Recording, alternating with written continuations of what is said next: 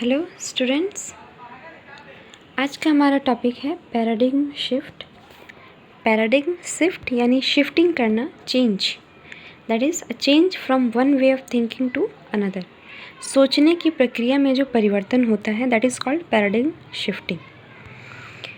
यहाँ बहुत सारे नोटेशंस हैं, इसके बारे में हम चर्चा करेंगे। फिलहाल डेफिनेशन अगर हम देखें तो एक परिवर्तन जब किसी चीज़ के बारे में सोचने या करने के सामान्य तरीके को एक नए और अलग तरीके से बदल दिया जाता है। यानी चेंज कब आता है? जब कोई कार्य करने का तरीका जो है उसे बदला जाता है, तभी वह परिवर्तन उत्पन्न होता है।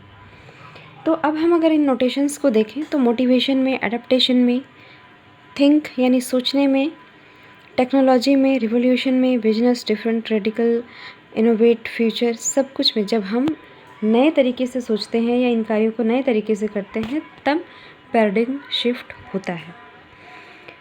टीचिंग लर्निंग में पैराडिग्म शिफ्ट का मतलब है कि पुराना तरीका क्या था, यानी ओल्ड पैराडिग्म क्या था और न्यू पैराडिग्म क्या है।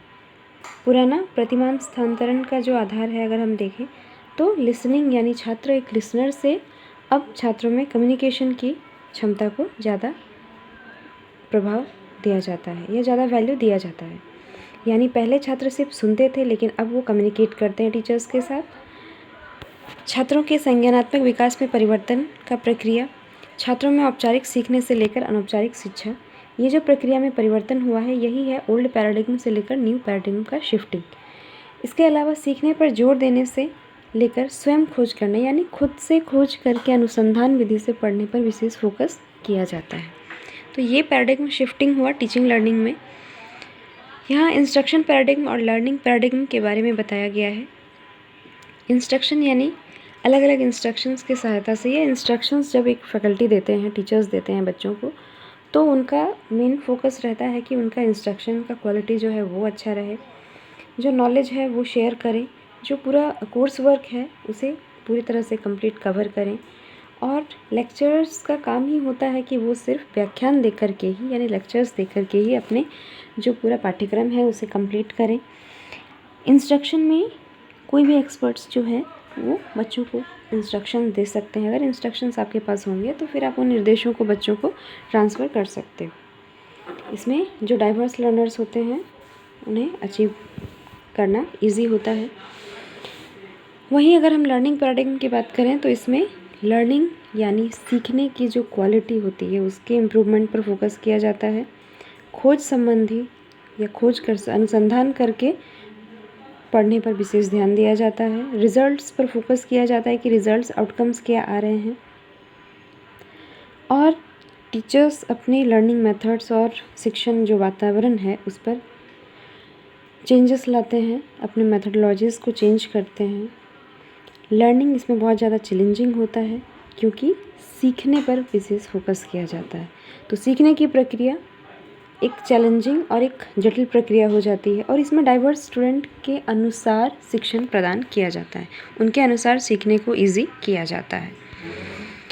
अब क्लासरूम में जब हम पैराडिग्म शिफ्ट की बात करेंगे तो क्लासरूम में पैराडिग्म शिफ्ट शिक्षक केंद्रित शिक्षण से छात्र केंद्रित शिक्षण में परिवर्तन की प्रक्रिया कहलाती है, जिसमें सर्वप्रथम शिक्षक जो है खुद को तो सक्रिय करते ही हैं कक्षा में, इसके साथ ही सीखने वाले को भी सक्रिय करने के लिए प्रेरित करते हैं, यानी छात्रों को मोटिवेट करते हैं, उनके अनुसार चैप्टर्स को पढ़ाते हैं और जो भी डाइवर्स स्टूडेंट हैं यानी विविध बच्चे हैं कक्षा में, उन सब की आवश्यकता के अनुसार कोर्स वर्क को पढ़ाते हैं।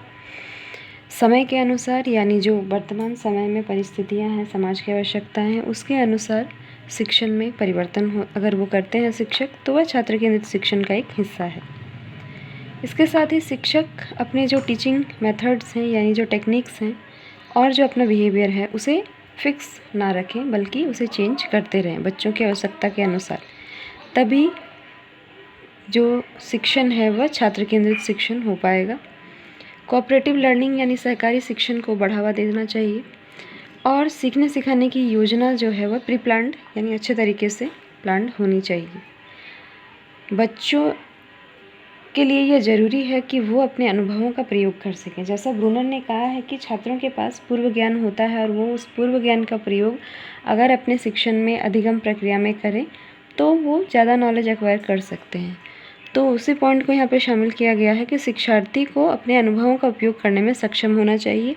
साथ ही एक शिक्षक को छात्रों के लिए इन अनुभवों के उपयोग करने में सहायता करनी चाहिए।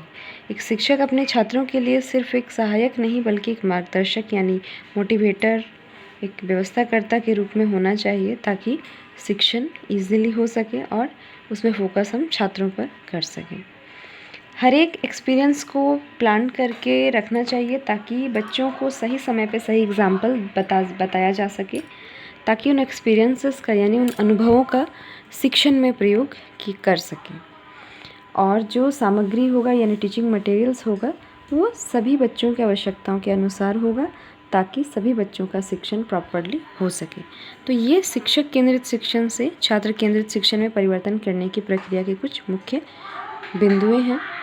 आगे हम देखते हैं कि लर्निंग प्रोसेस में कैसे हम चेंजेस ला सकते हैं, यानी जो टीचिंग जो कोर्स मटेरियल को सिर्फ पूरा करना सिर्फ वही हमारा लक्ष्य ना हो, बल्कि लर्निंग प्रोसेस या लर्निंग एक्सपीरियंस ये किस तरह से बदलाव लाया जा सकता है।